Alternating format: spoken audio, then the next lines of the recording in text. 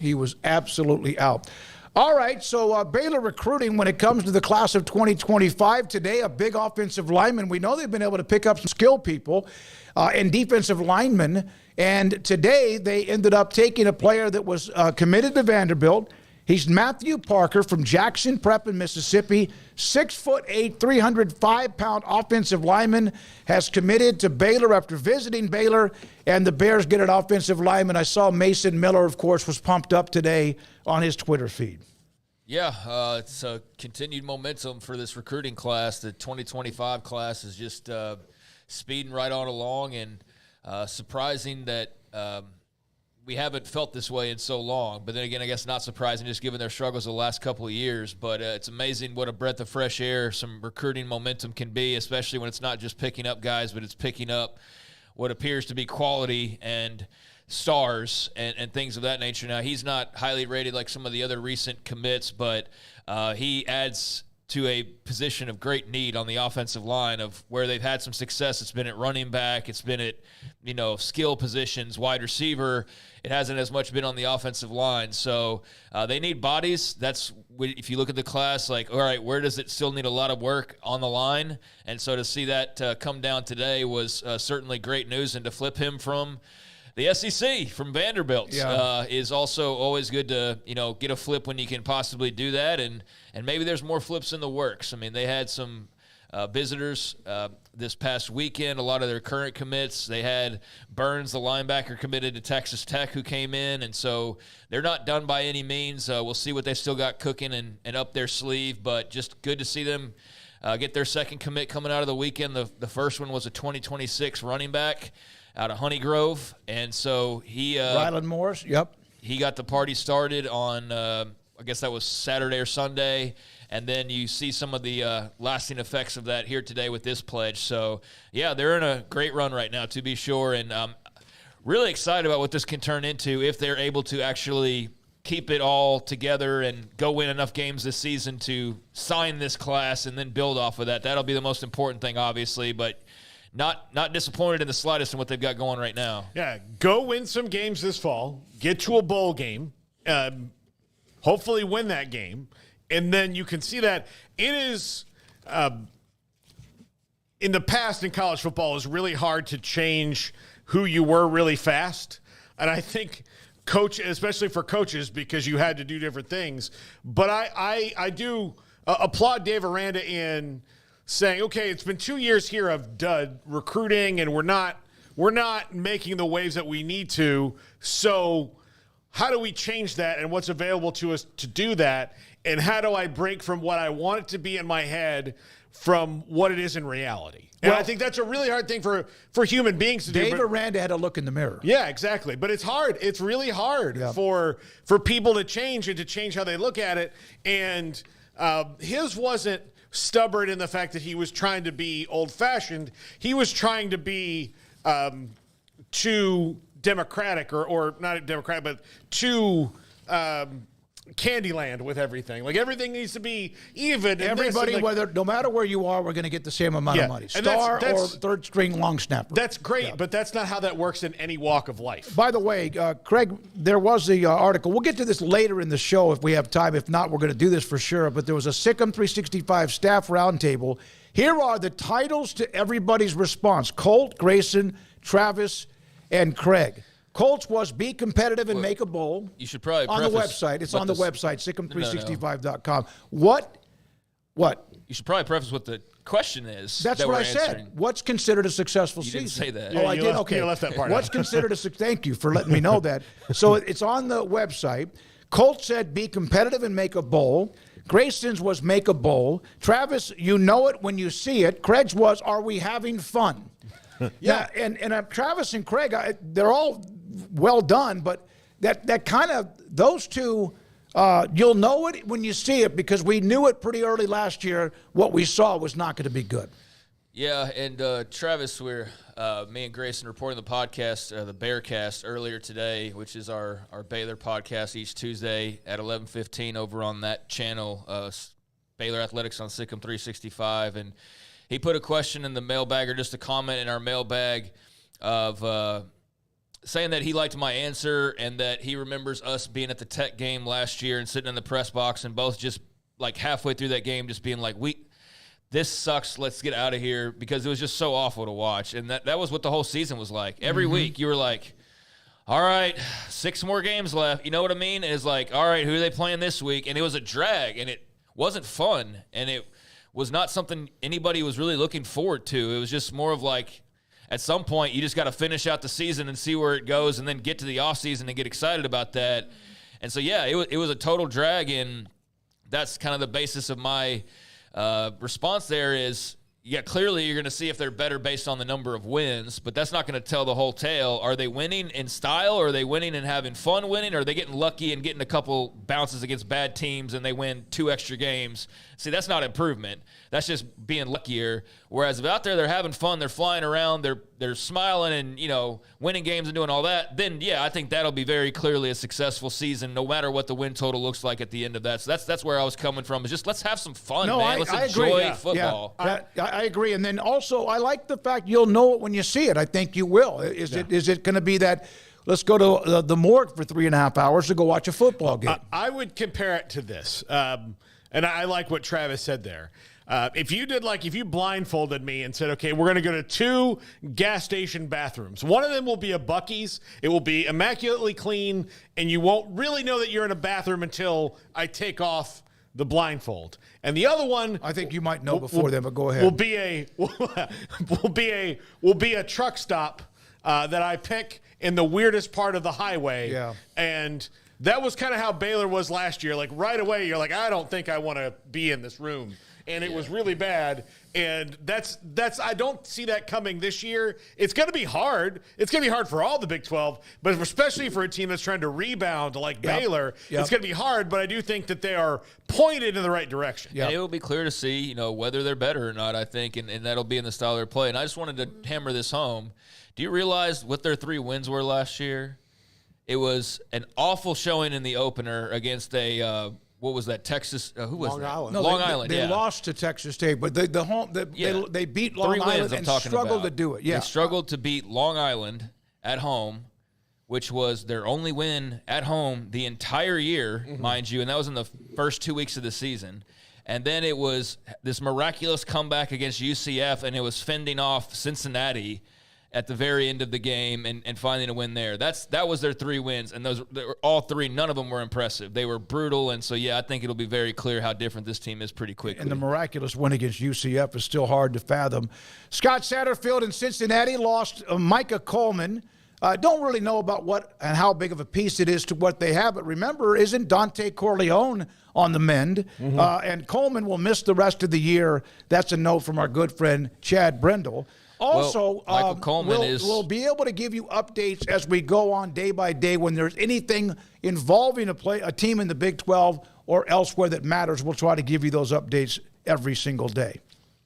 Yeah, Dante Corleone is waiting clearance to get back on the field, and Micah Coleman was somebody they brought in via the transfer portal. So sucks for him to get there and get ruled out for this season. Before he can even take a real snap in a game for them. So I think they're looking at a redshirt possibility. I'm not sure how all that'll work out. He wasn't some, star signee necessarily, but they definitely needed him, and so now they're going to have to probably look towards some younger guys. So, not what you wanted to see if you're Cincinnati. Not a backbreaker, but not good news. All right, we did this yesterday when we start to see the watch list come out. Maxwell Award yesterday.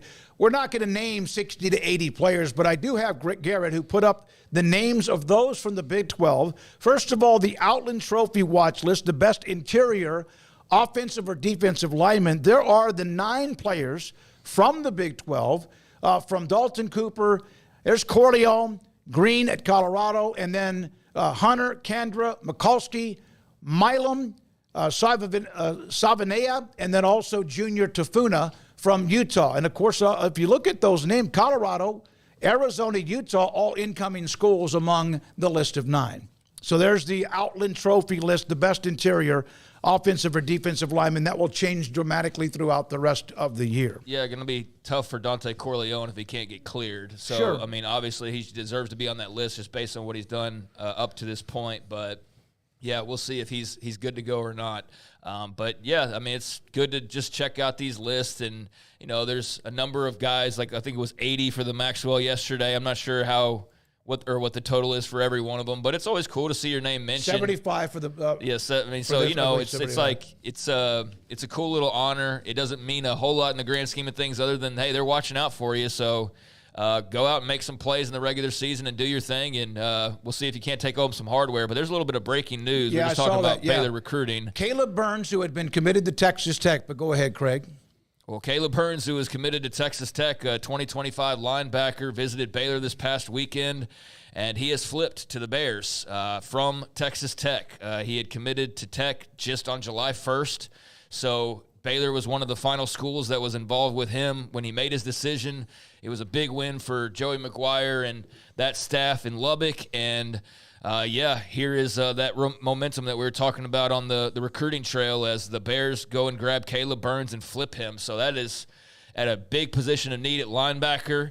And that is a guy they really, really wanted, and that is a huge flip for Dave Aranda and company. So, yeah, man, they're cooking with fish grease right now. Yeah, and he had 21 total offers so far. In the 24/7 composite, he's listed as a 3-star, but based on the numbers, he's like right on the edge of being a 4-star linebacker, if that means anything to you. But pretty much, I mean, every school in Texas but about 3, it looks like, offered him. So, not to mention SEC, Big 12, ACC, all over the place. This is a commitment that happened decommitment in less than a month. He had committed to Tech back on July the 1st. Yeah, so he was highly, highly sought after.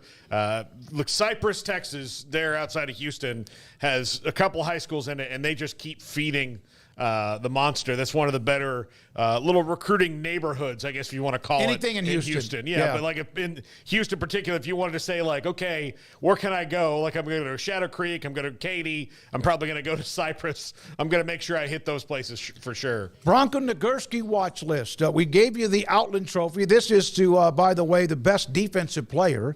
Last year, Xavier Watts, a safety from Notre Dame, won it. He's back on the list, but here are the Big 12 nominees.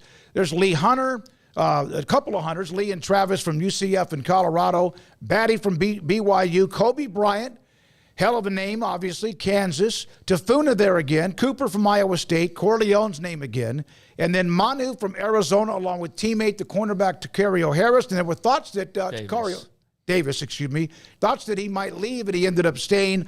Martin is a hell of a player from Oklahoma State. Freiler from Iowa State, and Colin Oliver from Oklahoma State. 75 players, those are the nominees, at least for now, from the Big 12 Conference.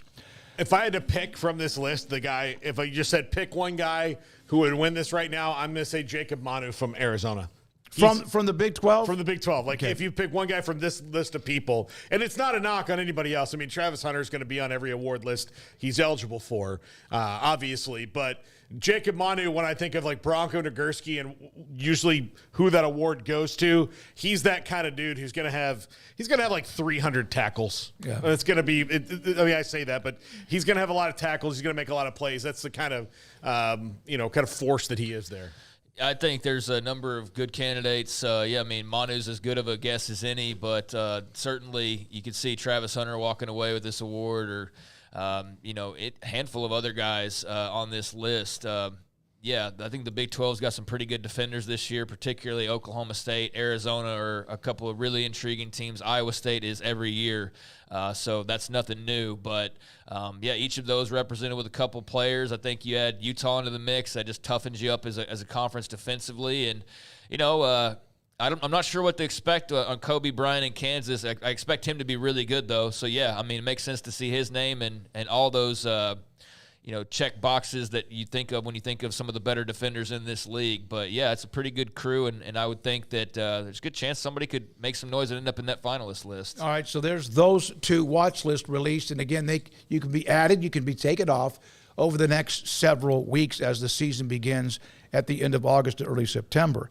All right, Paul put this one out there. The College Football Report at CFP Rep will do one of these where it shows the number of ranked victories among everybody when it comes in during the playoff era among all of the Power 4 teams. And you can see the logos are kind of crammed together, but Alabama with a huge lead over Georgia, Ohio State. This is not a surprise. Oklahoma very high up on the list, which you would think since 2014. Texas and TCU near the bottom of at least the high level of the first row. And then you see going forward all the way down to Rutgers, the only team that does not have a ranked win, but against an opponent who's ranked. But you could think, based on all we're hearing about, that could change this year. Yeah, finally get in that win column.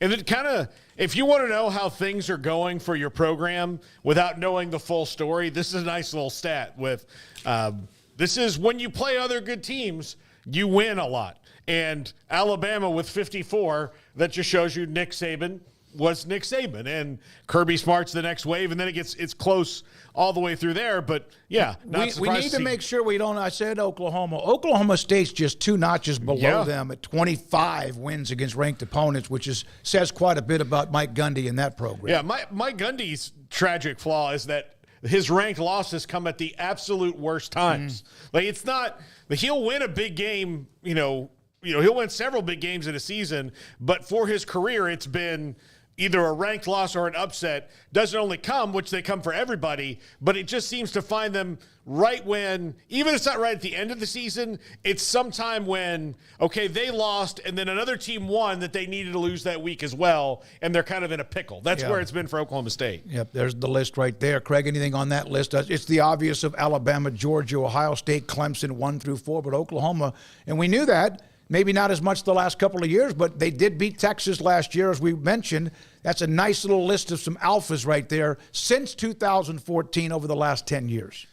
Yeah, I don't particularly want to highlight that Twitter account all that much. I would shout out the originally where they got that from, but that was one of the folks at Media Days that just took stuff and ran with it from us. So, okay. Yeah, not a big fan of that particular account, but I don't think it's a surprise to see that who's who of basically the last 25 years, with the most ranked wins. I mean, that's about all of them, right? I mean, Bama, Georgia, Ohio State, Clemson, Oklahoma, LSU, and then, super interesting to see Oklahoma State as they've had consistent success, just haven't been able to bust through the ceiling all the way. That's the one thing that's evaded them is they've been at or near the top a lot and hung around there and tried to bust through, but have just fallen a little bit short. But they've been so good for so long now under Mike Gundy. So, I'm not really surprised to see them there. And, I think TCU, they've obviously played in a lot of big games over the college football playoff era, including that great run a couple of years ago where they won a bunch of close games, but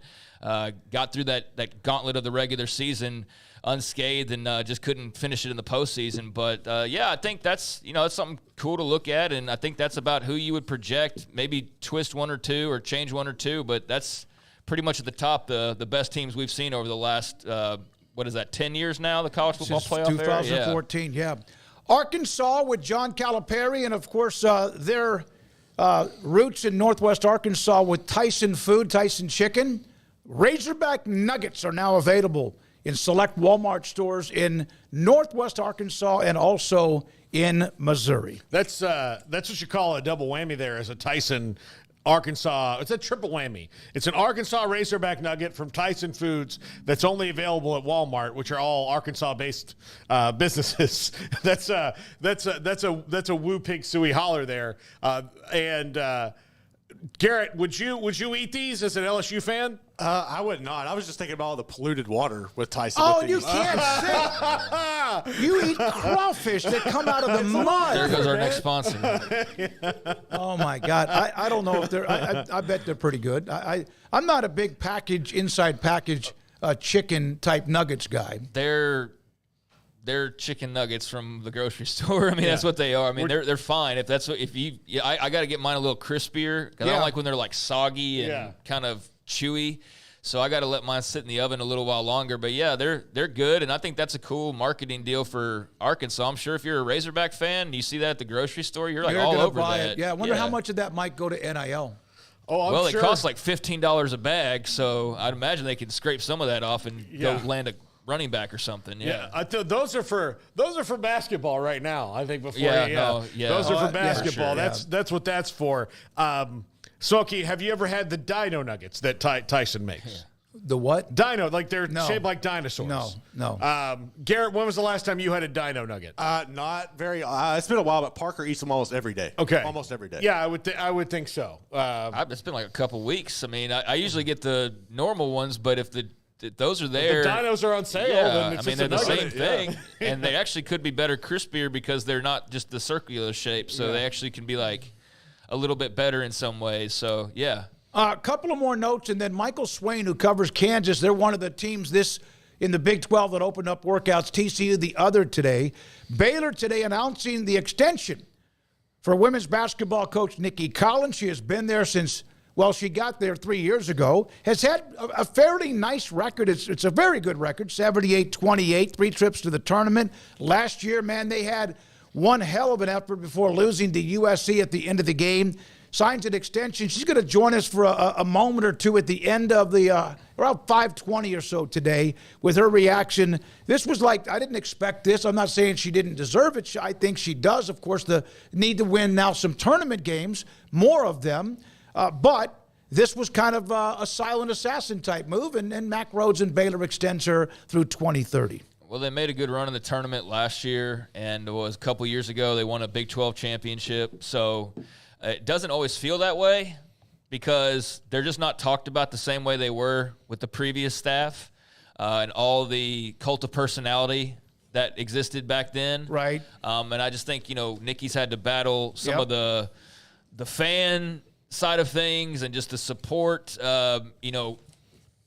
the greater level of support, not like from the school or, the hardcores or anything like that. But I just think it's been tough to get everybody on board the way that they were when they were used to just going to the, Elite Eight every year, like it was going out of style. And so she's done, I think, a really good job given the circumstance. It's one of the hardest jobs in America, I would think, in women's basketball, replacing Kim Mulkey and doing so at a place like this where it's not like, North Carolina basketball or something, where you just roll in a new coach and you expect to still be great. Like there's some major questions about like what's this going to look like on the other side of things. So she won a Big 12 championship, had a nice run last year deep into the tournament, and I think the announcement was surprising, like you said, but I understand where they're coming from and having a little bit of backing to the belief that they already had to begin with of like, yeah, let's keep this thing rocking and rolling and see where it can take us. So, yeah, I was not planning on talking about a contract extension anytime soon, but I also didn't know the details of her original contract. So maybe that was about new, but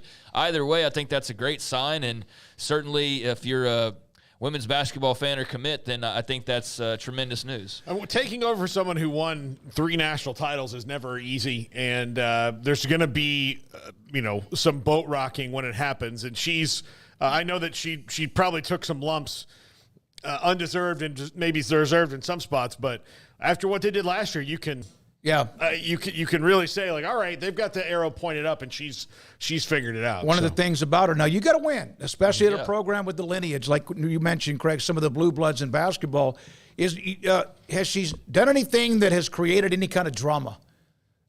Basically, has been. I lost my no. It's been like this. She's been fighting to get this program where she wants it, where it needs to be, and good for Mack Rhodes and Baylor. She'll join us today again at around 5:20 or so on this show. I'm going to leave